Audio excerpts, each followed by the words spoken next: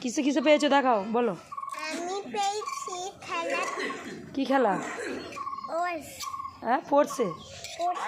কি কি কি প্রতিযোগিতা ছিল? আমাদের ওখানে ছোটদের আলু দৌড়, লাফ জাম্প, বাস্কতে বল ফেলা, আর যোগা। আচ্ছা, তুমি প্রাইজগুলো পেয়েছো এইগুলো? ও আচ্ছা, তুমি তুমি স্পট জামে কি হয়েছো?